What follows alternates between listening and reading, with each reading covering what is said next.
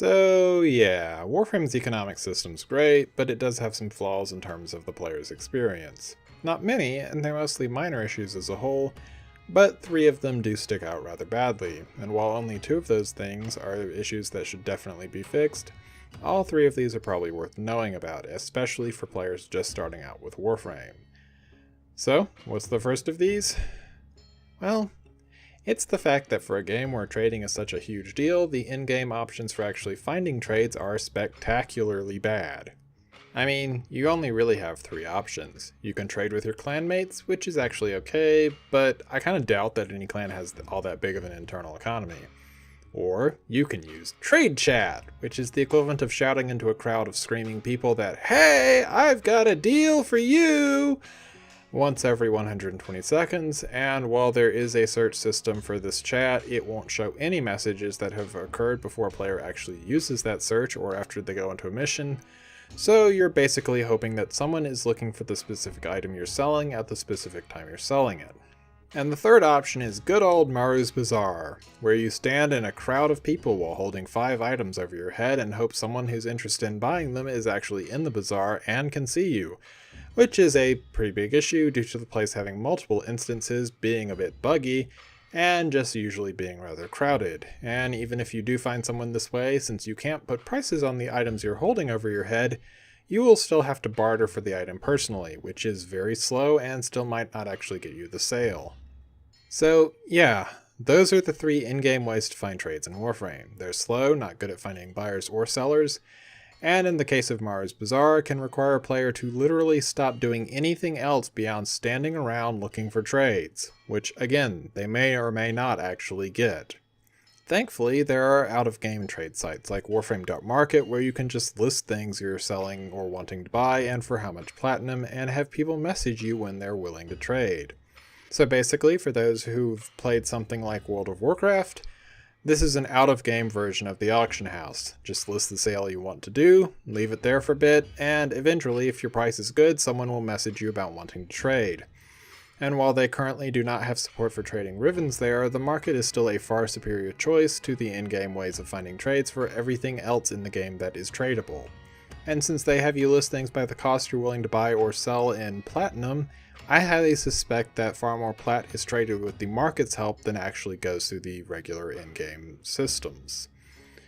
Which is unfortunate because the market is not owned by Digital Extremes, and as such, they do not reference it in their game, which means that most new players do not know that it or similar sites exist, and so think that all trading goes through the 3 horribly flawed trade methods that I mentioned earlier.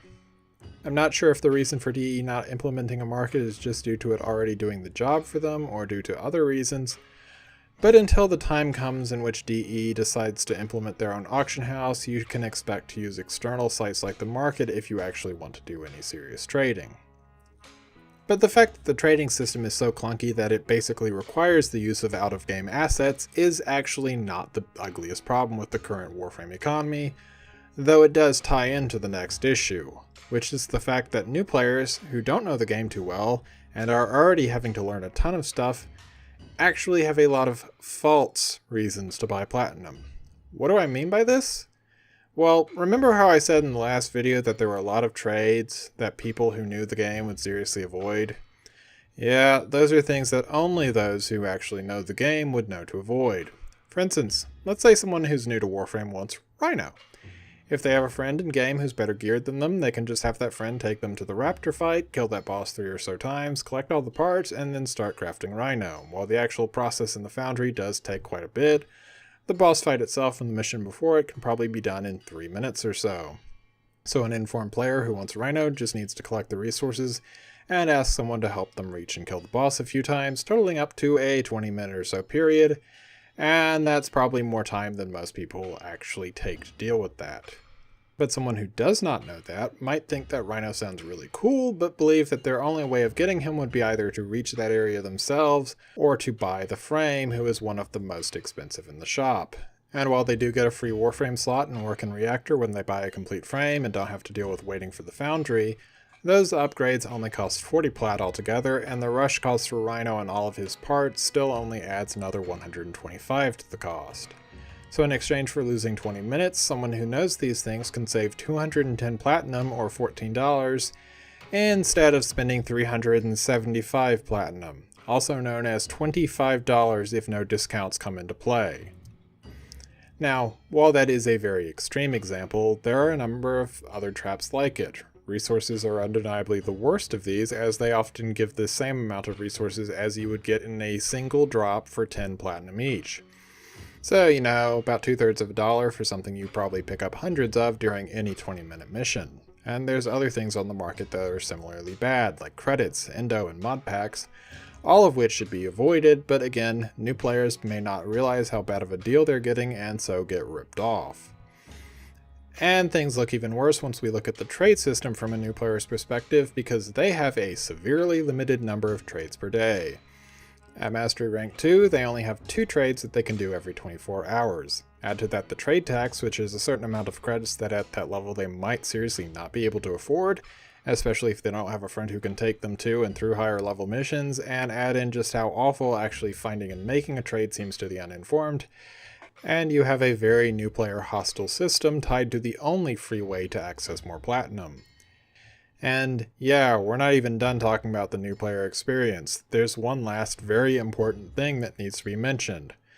Weapon and Warframe slots are almost entirely based around platinum. You get a very few weapon slots, I think 8 at the start of the game, but considering that there's about 300 weapons currently in game, and you can expect that space to run out really fast. And while you do get 50 platinum at the start of the game to spend on whatever you want, a new uninformed player who sees that they can have either fire coming down their back or 8 more weapon slots is probably going to pick that fire. But even if they do spend their plat intelligently, they don't know how to trade. Heck, they might not even know that platinum is tradable at that point. So once they hit whatever cap they end up at after spending their free 50 platinum, it's easy for new players to think that they need to spend real cash if they want to develop an arsenal of any real size. And yes, selling hard-earned weapons is an option that will give back that slot, but yeah, it's still easy to see new players spending money on slots, even when, if they knew the game a bit better, it would seem obvious that they don't actually need to. One run through any 20-minute survival mission, even one that's only for unlocking the cheapest type of prime parts, still has a pretty decent chance of getting players enough items to trade and get the platinum needed for 2 more weapon slots.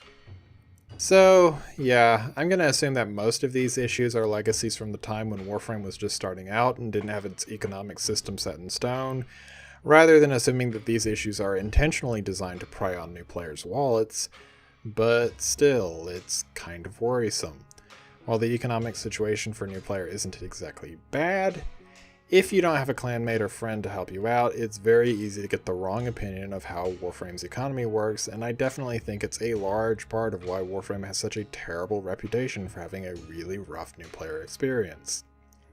And finally, while this isn't something that I think is really fixable, there is one last thing about Warframe's free-to-play setup that can be a bit of a negative.